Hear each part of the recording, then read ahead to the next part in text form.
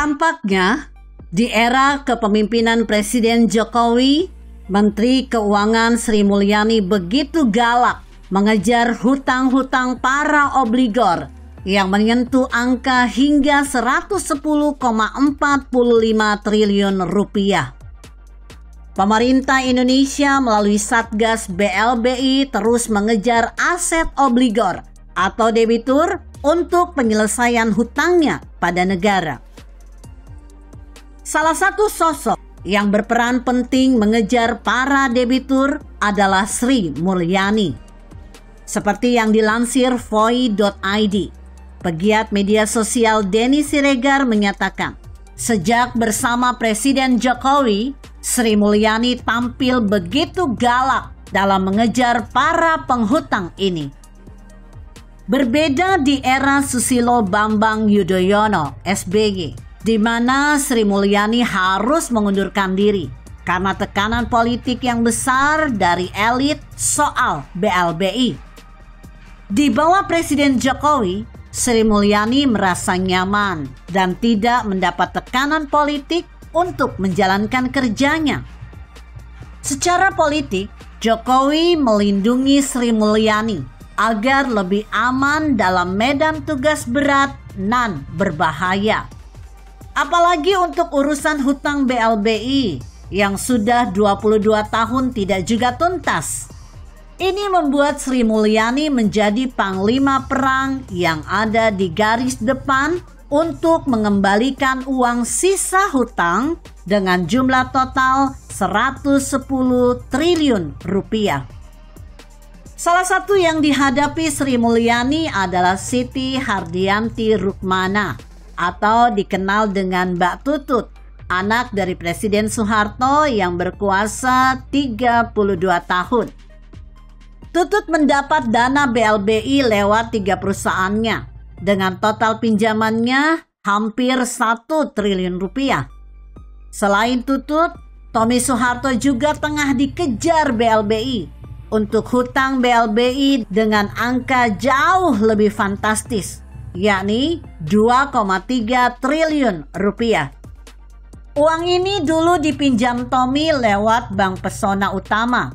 Banknya sekarang sudah tidak ada, tapi hutang tetap hutang, harus ditagih.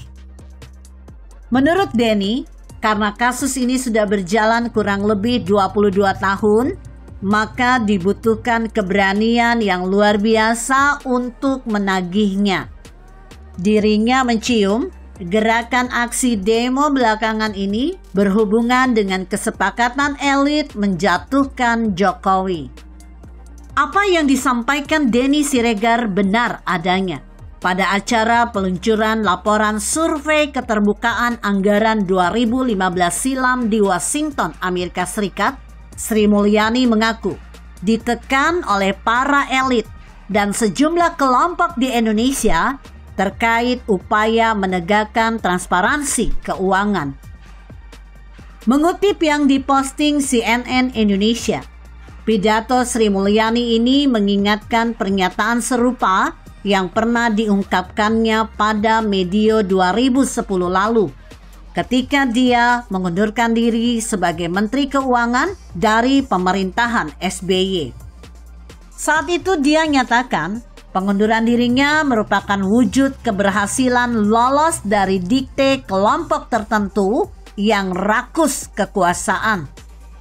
Namun, ia mengaku menang karena berhasil tidak bisa didikte oleh elit dan kelompok-kelompok lain yang tidak memiliki kepentingan dalam akuntabilitas atau membuka diri untuk pengawasan dari warga dan badan pengawasan. Sri Mulyani tidak merinci para elit dan kelompok tertentu yang menentang transparansi keuangan di tanah air. Dengan keluar dari kabinet SBY, Sri Mulyani berhasil mempertahankan 3 prinsip hidupnya, yakni tak mengkhianati kebenaran, tidak mengingkari nurani, dan menjaga martabat dan harga diri. Kekecewaan Sri Mulyani kala itu terjadi di saat keputusannya sebagai Ketua Komite Stabilitas Sektor Keuangan untuk menyelamatkan Bank Senturi dari kebangkrutan dipermasalahkan DPR.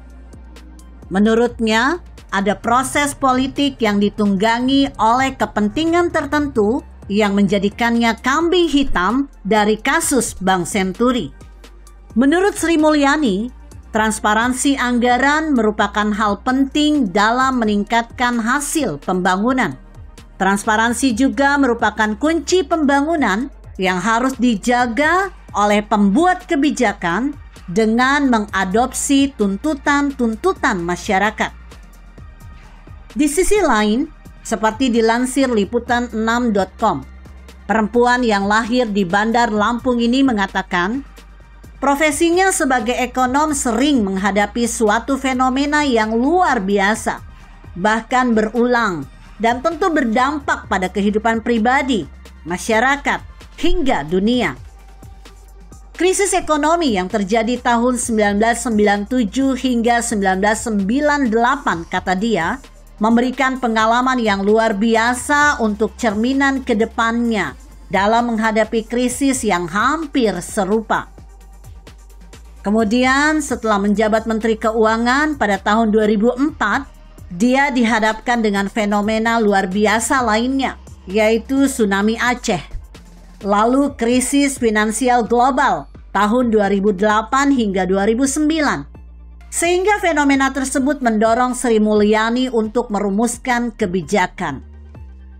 Sri Mulyani menyebut Global Financial Crisis tahun 2008-2009 itu yang menggoncangkan seluruh sektor keuangan dunia membuat Indonesia ikut tergoncang, walaupun sebetulnya persoalannya dari negara-negara maju, terutama di Amerika dan menjalar ke Eropa, sehingga menguji kembali pengetahuan, pengalaman, insting, dan intuisi bagaimana meresponnya. Untuk merumuskan kebijakan, diperlukan seluruh kemampuan analitik demi merumuskan langkah-langkah. Sama halnya dalam membuat metodologi ilmiah. Namun bedanya, dalam metodologi ilmiah membutuhkan laboratorium. Sementara dalam ilmu ekonomi tidak ada yang memiliki namanya laboratorium. Jadi harus merumuskan dan menerapkan di dalam kehidupan langsung. Oleh karena itu, konsekuensinya menjadi sangat luas dalam setiap rumusan. Apalagi saat ini dia dihadapkan dengan krisis baru yang tidak pernah dialami sebelumnya, yaitu pandemi COVID-19. Sekarang Sri Mulyani menjadi Menteri Keuangan era Presiden Jokowi yang dihadapkan lagi dengan extraordinary challenge, yaitu COVID-19. Sri Mulyani berpesan, dalam setiap profesi tentu memiliki konsekuensi yang sangat besar bagi masyarakat. Maka kita punya tanggung jawab yang lebih besar, dan itu berarti harus benar-benar mengasah dan menjaga kepekaan kita di dalam bersikap, berpikir, berucap, sebab akan mempengaruhi banyak sekali masyarakat.